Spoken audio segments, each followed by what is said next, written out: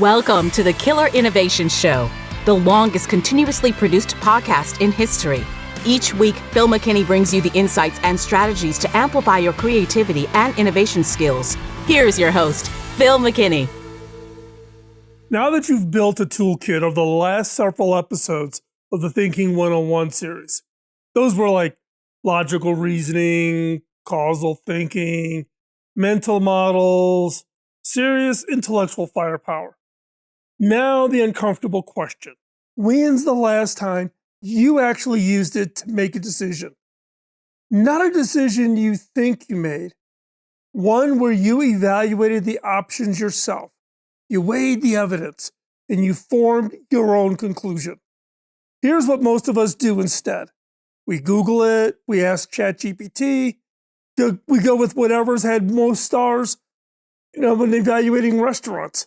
We feel like we're deciding, but we are not. We're just choosing which borrowed answer to accept. That gap between thinking you're deciding and actually deciding is where everything falls apart. And there's a name for it. And that name is mindjacking. Not the sci-fi version where hackers seize your brain through neural implants. The real version, where you voluntarily hand over your thinking because someone else already did the work. It's not dramatic, it's convenient. The algorithm ranked the results.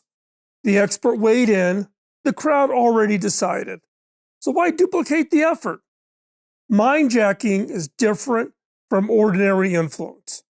You choose it every single time. Nobody forces you to stop evaluating.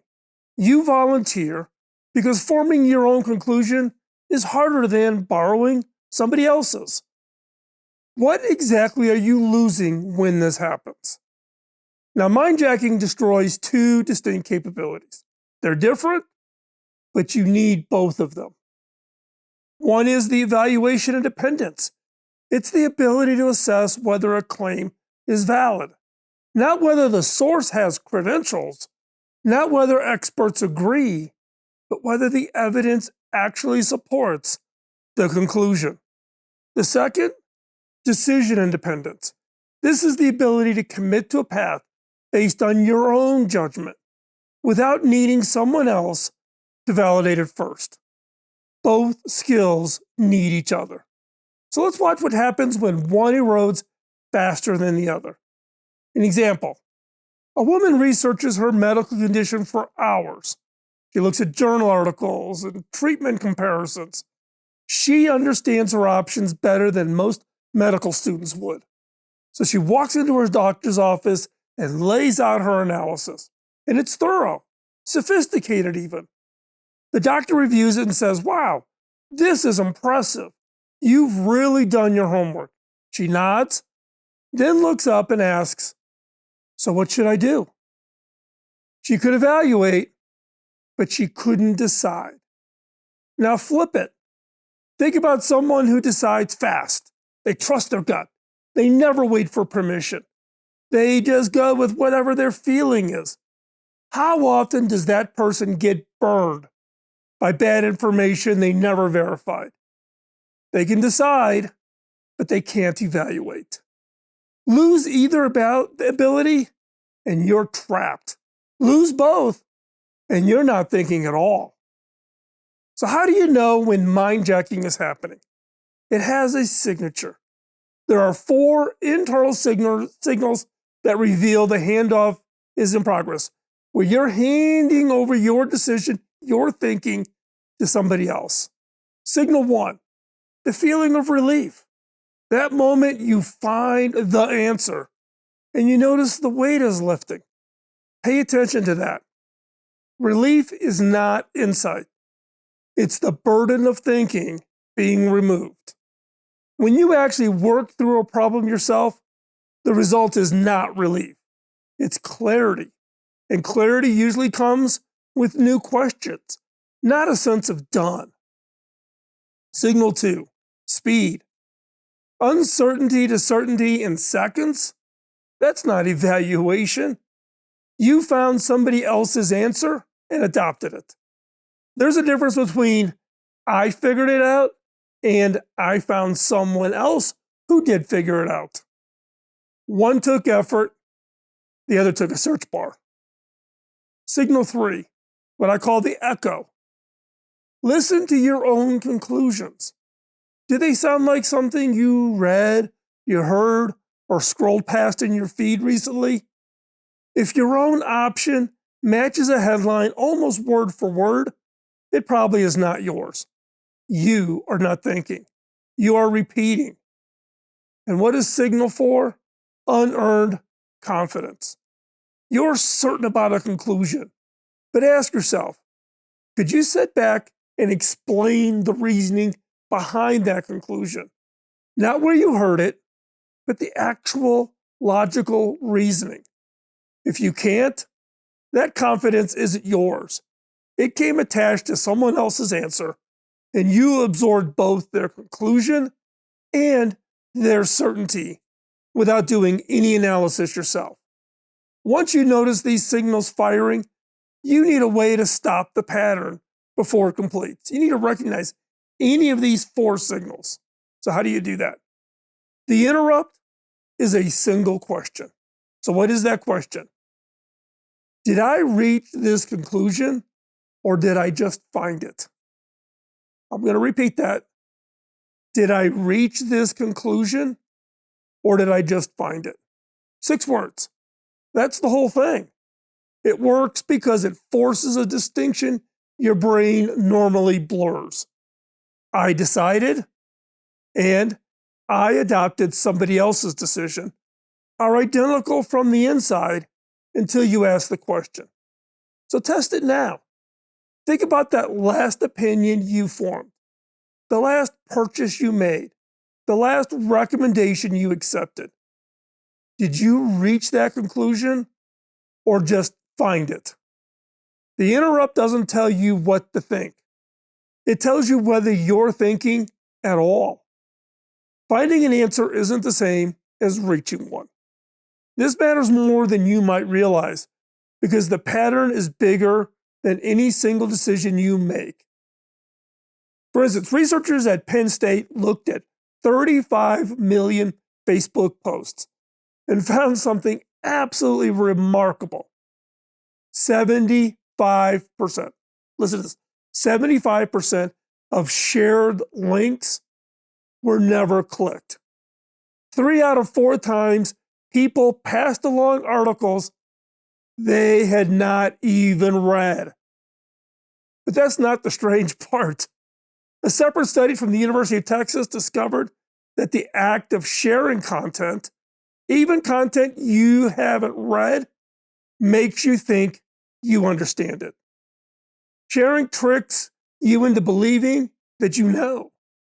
You didn't read the article about investing, but you shared it. So now you believe you understand investing.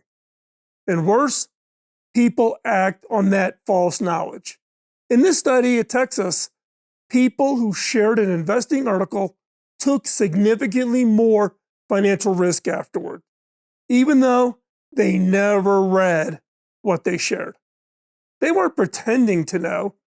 They genuinely believed they knew before sharing had become a substitute for learning. That's mindjacking at scale. Millions of people believing they're informed, acting confidently, having never actually thought about any of it. Now, I want you to try something as soon as this video ends, or you can pause it right now. Open your social media feed.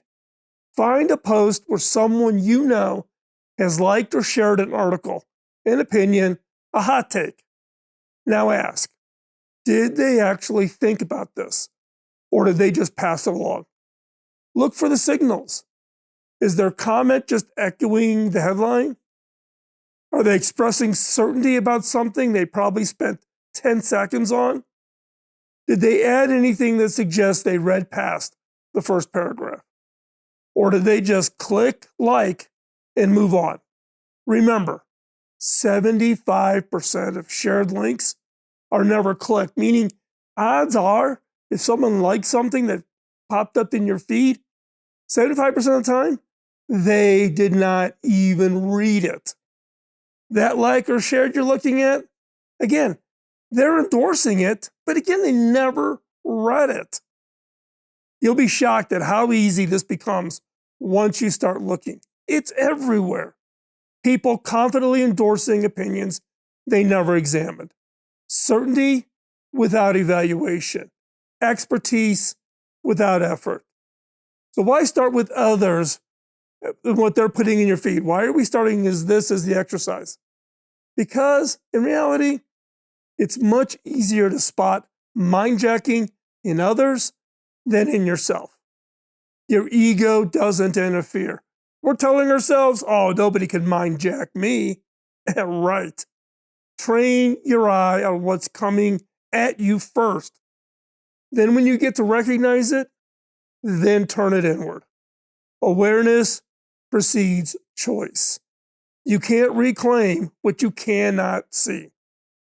Now that you can see the handoff happening, that's the foundation. But seeing it isn't enough. Knowing the signals won't help you when you're exhausted and the algorithm is offering relief. Understanding the trap won't save you when everybody in the room disagrees and consensus feels like the safe option, feels like safety. Don't want to take any risks.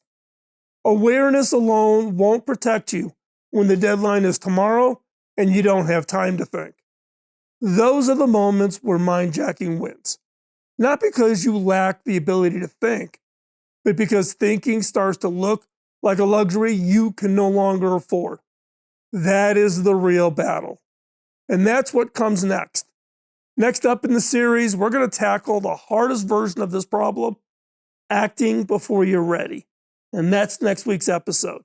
This is what happens when you have to decide the information is incomplete, and let's face it, it never will be complete.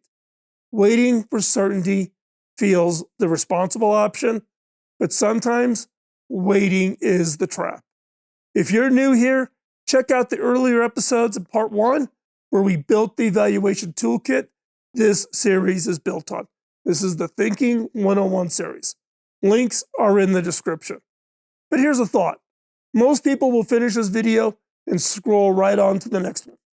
The algorithm already has recommended queue of videos for you to watch. Are you thinking? Are you deciding? Or are you letting the algorithm choose the next video you watch? Relief is one click away. But you could do something different. You could stick with the discomfort for a minute. Actually try the feed challenge before moving on. Pause this video, look at your feed, recognize mindjacking that's occurring at people in your network because they're forwarding you things, they're liking things, they're recommending things, but did they really think about it? And are you thinking? And if you want to go deeper on mindjacking, I've created a full breakdown over at philmckinney.com/mindjacking. philmckinney.com/mindjacking. And that is also a link that you'll find in the description. And if you want to support the team that helps produce all of this content, the team that works behind the scenes, consider becoming a paid subscriber over on Substack. I don't take any of the money, it doesn't come to me, but this helps pay for the team in their time that they come and commit to helping me create the content. The link to the Substack and how to subscribe, again, is in the description. And I'll see you in the next video. Now, drop a comment below. What's one opinion you realized might not actually be yours? And share this episode with someone you think who needs it. Hear it. Bye-bye. Podcasting nonstop since 2005, this has been the Killer Innovation Show on the Innovators Network.